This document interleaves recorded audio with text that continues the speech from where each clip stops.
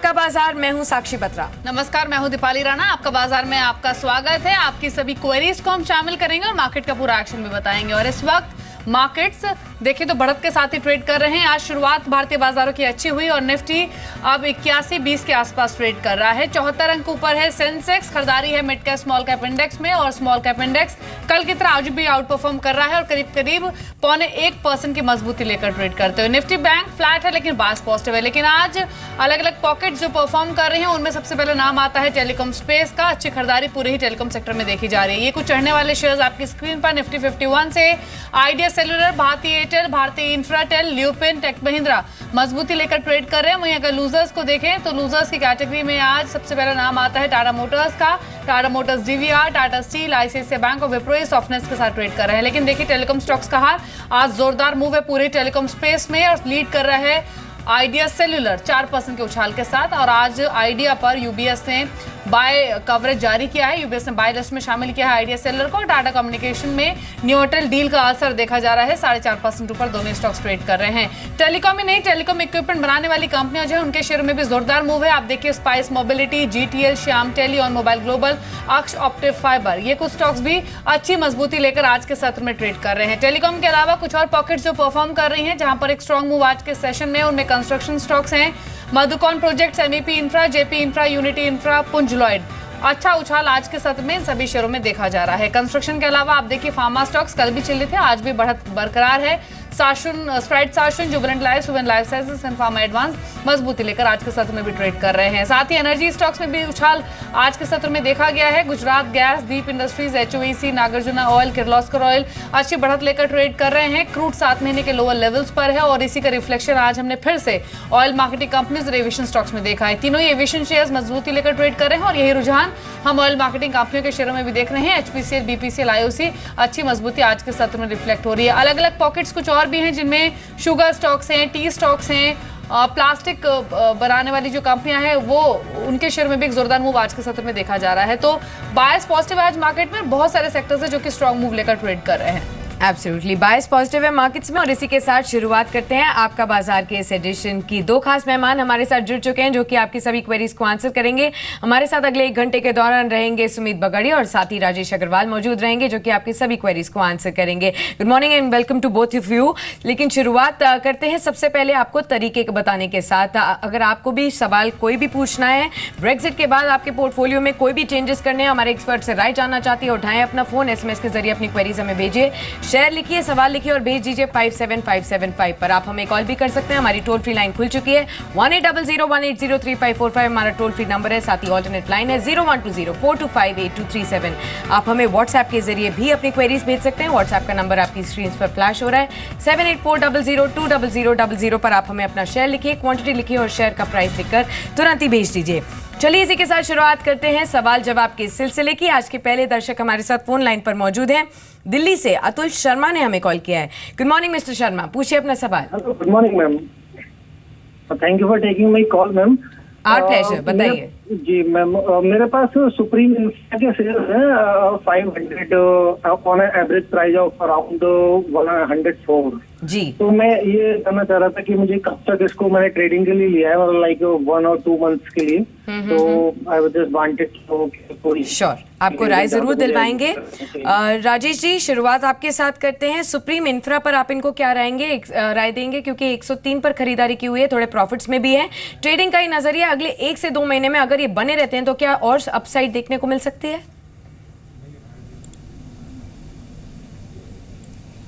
देखिए, हालांकि कंपनी अच्छी है, अच्छा परफॉर्म कर रही है और आने वाले दिनों में हमारी उम्मीद है कि इंफ्रास्ट्रक्चर सेक्टर में थोड़े रिवाइवल देखने को मिलेगा। लेकिन चूंकि इनका नज़रिया बहुत छोटा है, 1-2 महीने का है और पूरे इंफ्रास्ट्रक्चर की जो ग्रोथ है उसका फ़ायदा लेने के लिए एक लंबी अवधि की दरकार है। मैं कहूँगा कि आप 120-22 के टारगेट के साथ बने रहें, 110 का स्टॉप लॉस रखें और कैरी करें पोजीशन को। अगले कॉलर हमारे साथ हैं राजीव रांची से। गुड मॉर्निंग राजीव, क्वेश्चन पूछिए अपना। Good morning ma'am. मैम, मेरे पास सन फार्मा के 775 शेयर्स हैं 840 के रेट पर। ठीक है, और आप कितने समय बने रह सकते हैं? मैं इसे लॉन्ग टर्म होल्ड करना चाहता हूँ 5 to 10 ईयर्स। 5 to 10 ईयर्स सही है या नहीं मैम? ठीक है, मैं आपको कमेंट्स दिलवा देती हूँ। Sumit, extreme long term view है इनका 5 to 10 ईयर्स का। और जो परचेजिंग प्राइस है इनका वो 774 का है। 840 टू 814 का परचेजिंग प्राइस है। स्टॉक अभी 774 पर ट्रेड कर रहा है। हाल ही में बायबैक का न्यूज फ्लो रहा है इस शेयर में, लेकिन टेक्निकली भी आपको कैसा लग रहा है और लॉन्ग टर्म पर्सपेक्टिव से क्या सलाह देंगे इन्हें? Good morning Deepali. Well, stock के ऊपर होल्ड की सलाह रहेगी। लॉन्ग टर्म के लिए बहुत ही अच्छा स्टॉक है।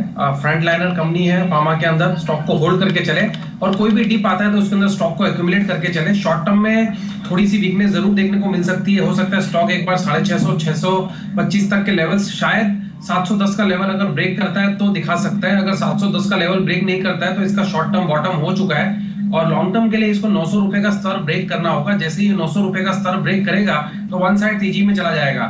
क्लाइंट का होराइजन बहुत लंबा है, 5 से 10 साल, तो बिल्कुल होल्ड करके चले। मुझे तो अगले 1-1.5 साल में ये स्टॉक वापस ऊपर में 1200-1300 के भाव दिखा देगा ऐसा लगता है। ओवरऑल लॉन्गर टर्म होराइजन के लिए बहुत अच्छा स्टॉक है, होल्ड की सलाह रहेगी। जी बिल्कुल, आप बने रह सकते हैं लंबी अवधि के लिए। अगले दर्शक से बातचीत करते हैं। हमारे साथ अब दिल्ली से विपिन जी फोन लाइन पर जुड़े हैं। नमस्कार विपिन जी, पूछिए अपना सवाल। चलिए, लगता है विपिन जी की लाइन डिस्कनेक्ट हो गई है, लेकिन उनका सवाल ले लेते हैं। एसएमएस के जरिए भी उन्होंने अपनी सवाल हमें भेजा था। यूनियन बैंक पर ये जानना चाहते हैं। 100 शेयर्स हैं उनके पास, 140 के लेवल्स पर खरीदारी की थी, फिलहाल 126 के आसपास चल रहा है। राजेश जी, सलाह क्या देंगे यूनियन बैंक पर? अगर आप कम से कम 1.5 साल के लिए बने रहना चाहते हैं तो मैं समझता हूँ पीएसबी बैंक एक बहुत अच्छी अपॉर्चुनिटी दे रहे हैं after the kind of carnage उन्होंने सारों ने देखा है। मुझे लगता है कि एनपी जो हैं वो ऑलरेडी बहुत ज़्यादा डिस्काउंट हो चुके हैं। मैक्सिमम 1 या 2 क्वार्टर्स का पेन है। बिल्कुल कैरी करें इस पोजीशन को और अवधि कम से कम 12 से 18 महीने की रखें। अगले कॉलर हमारे साथ बातचीत करने के लिए विपिन है दिल्ली से। विपिन, गुड मॉर्निंग, क्या क्वेश्चन है आपका? इनफैक्ट विपिन से बातचीत हो गई है, माफ कीजिए। मोहन है हमारे साथ बेंगलुरु से। मोहन, गुड मॉर्निंग, क्या सवाल है आपका, पूछिए। मोहन, क्या आप सुन पा रहे हैं? यस मैम, सुन पा रहा हूँ मैडम। बताइए क्या सवाल है आपका? हमारा थॉमस कुक का शेयर है मैम, 133 पे लिया था। ठीक है, और आपका परचेजिंग प्राइस क्या है थॉमस कुक में? 133 है मैम। 133 है, ठीक है, आपको राय दिलवा देते हैं। और थॉमस कुक हालांकि आज भले ही सॉफ्ट हो, लेकिन बीते सत्रों में हमने हॉस्पिटैलिटी शेयर्स यानी थॉमस कुक और कॉक्स एंड किंग दोनों में अच्छा खासा मूव देखा है। और थॉमस कुक पर आपको नजर इसलिए भी रखनी है क्योंकि कल क्वेस्कॉप का आईपीओ आएगा जो कि थॉमस कुक की सब्सिडरी है, तो इस वजह से भी नजर में रहेगा ये स्टॉक। और थॉमस कुक की जो होल्डिंग है क्वेस्कॉप में इस आईपीओ के बाद 69.5% से घटकर 62.6 रह जाएगी। लेकिन सुमित, एक स्ट्रांग मूवर रहा है ये पूरी जून में अब तक के सेशंस का अगर बिहेवियर देखें, इनका खरीद भाव अट्रैक्टिव लेवल पर है। 133 की खरीद 217 पर आ चुकी है। मुनाफा वसूली कर ले यहाँ या फिर होल्ड रखे? आई थिंक इनकी खरीदारी अच्छे लेवल्स पे है, होल्ड कर सकते हैं। फिलहाल स्टॉक के अंदर ब्रेकआउट दी है और पिछले 7 दिनों में स्टॉक ने वन साइड अप मूव दिया है, जिसके अंदर स्टॉक नीचे में 180-190 के लेवल से 215-218 के लेवल्स तक आ चुका है। आई थिंक ये स्टॉक के अंदर और मूव देखने को मिल सकता है अगर ये स्टॉक एक बार 225 के ऊपर सस्टेन करना स्टार्ट कर देगा तो।